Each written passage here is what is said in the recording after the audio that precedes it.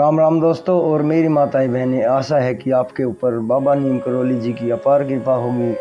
आपके घर परिवार में सभी कुशल मंगल होंगे, यही मेरी प्रार्थना, यही मेरी अर्जी है मेरे महाप्रभु बाबा नीम करौली जी से। मेरे बाबा सबके कष्ट हरो, मेरे प्रभु श्री राम जी आपकी जो भी महिमा देख रहा है मेरा भाई, मेरी माताएं बहनें, उन सभी के तुरंत कष्ट हरण करो। जय राम जी की जय, बाबा नीम करौली महाराज जी, जय हनुमान जी की। दोस्तों और मेरी माताएं बहनें, आज मैं आपको पोष पुत्रदा एकादशी व्रत कथा सुनाऊंगा और ये 10 जनवरी की है। इस माह 2025 में ये पुण्य फल देने वाला व्रत है। अगर किसी घर में संतान से संबंधित कोई भी समस्या है, वो सभी पूर्ण करने वाला व्रत है। तो इसे शुरू करते हैं। पुत्रदा एकादशी व्रत कथा, पोष शुक्ल। महाराज युधिष्ठिर ने पूछा, हे भगवान, आपने सफला एकादशी का महात्म्य बताकर बड़ी कृपा की है। अब कृपा करके यह बताइए कि पोष शुक्ल एकादशी का क्या नाम है और उसकी विधि क्या है और उसमें कौन से देवता का पूजन किया जाता है। भक्त वत्सल भगवान श्री कृष्ण बोले, हे राजन, इस एकादशी का नाम पुत्रदा एकादशी है। इसमें भी नारायण भगवान की पूजा की जाती है। इस चर और अचर संसार में पुत्रदा एकादशी के व्रत के समान दूसरा कोई व्रत नहीं है। इसके पुण्य से मनुष्य तपस्वी, विद्वान और लक्ष्मीवान बनता है। इसकी मैं एक कथा कहता हूँ, सो तुम ध्यान पूर्वक सुनो। भद्रावती नामक नगरी में सुकेतुमान नामक एक राजा राज्य करता था। उसके कोई पुत्र नहीं था। उसकी स्त्री का नाम शैव्या था। वह निपुत्री होने के कारण सदैव चिंतित रहता था और उसकी पत्नी भी सदैव चिंतित रहा करती थी। राजा के पितर भी रो रो कर पिंडदान लिया करते थे और सोचा करते थे कि इस राजा के बाद हमको कौन पिंडदान देगा। राजा को भाई, बांधव, धन, हाथी, घोड़े, राज्य और मंत्री, इन सब में से किसी से भी संतोष नहीं होता था। वह सदैव यही विचार करता था कि मेरे मरने के बाद मुझको कौन पिंडदान देगा। बिना पुत्र के पितरों और देवताओं का ऋण मैं कैसे चुका सकूंगा। जिस घर में पुत्र ना हो उस घर में सदैव अंधेरा ही रहता है। इसलिए पुत्र उत्पत्ति के लिए प्रयत्न करना चाहिए। जिस मनुष्य ने पुत्र का मुख देखा है वह धन्य है। उसको इस लोक में यश और परलोक में शांति मिलती है, अर्थात उसके दोनों लोक सुधर जाते हैं।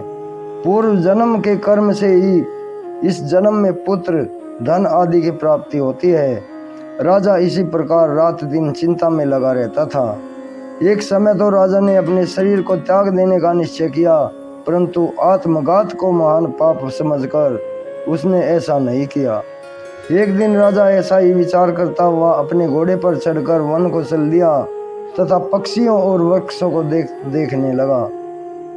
उसने देखा कि वन में मृग, व्याघ्र, सुअर, सिंह, बंदर, सर्प आदि सब भ्रमण कर रहे हैं। हाथी अपने बच्चों और हथनियों के साथ घूम रहा है। इस वन में कहीं गीदड़ अपने कर्कश स्वर में बोल रहे हैं, कहीं उल्लू ध्वनि कर रहे हैं। वन के दृश्यों को देखकर राजा सोच विचार में लग गया। इसी प्रकार आधा दिन बीत गया।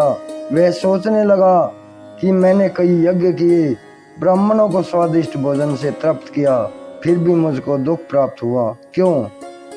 राजा प्यास के मारे अत्यंत दुखी हो गया और पानी की तलाश में इधर उधर फिरने लगा। थोड़ी दूरी पर राजा ने एक सरोवर देखा। उस सरोवर में कमल खिले थे तथा सारस, हंस, मगरमच्छ आदि विहार कर रहे थे। उस सरोवर के चारों तरफ मुनियों के आश्रम बने हुए थे। उसी समय राजा के दाहिने अंग फड़कने लगे। राजा शुभ शकुन समझकर घोड़े से उतरकर मुनियों को दंडवत प्रणाम करके बैठ गया। राजा को देखकर मुनियों ने कहा, हे राजन, हम तुमसे अत्यंत प्रसन्न हैं, तुम्हारी क्या इच्छा है सो कहो। राजा ने पूछा, महाराज, आप कौन हैं और किस लिए यहाँ आए हैं? कृपा करके मुझे बताएं। मुनि कहने लगे, हे राजन, आज संतान देने वाली पुत्रदा एकादशी है। हम लोग विश्वदेव हैं और इस सरोवर में स्नान करने के लिए आए हैं। यह सुनकर राजा कहने लगा कि महाराज, मेरे कोई संतान नहीं है। यदि आप मुझ पर प्रसन्न हैं तो मुझे एक पुत्र का वरदान दीजिए। मुनि बोले, हे राजन, आज पुत्रदा एकादशी है। आप अवश्य ही इसका व्रत करें और भगवान की कृपा से अवश्य ही आपके घर में पुत्र होगा। मुनि के वचनों को सुनकर राजा ने उसी दिन एकादशी का व्रत किया और द्वादशी को उसका पारण किया। इसके पश्चात मुनियों को प्रणाम करके महल में वापस आ गया। कुछ समय बीतने के बाद रानी ने गर्भ धारण किया और 9 महीने के पश्चात उसे एक पुत्र प्राप्त हुआ। वह राजकुमार अत्यंत शूरवीर और यशस्वी प्रजापालक हुआ। श्री कृष्ण बोले, हे राजन, पुत्र की प्राप्ति के लिए पुत्रदा एकादशी का व्रत करना चाहिए।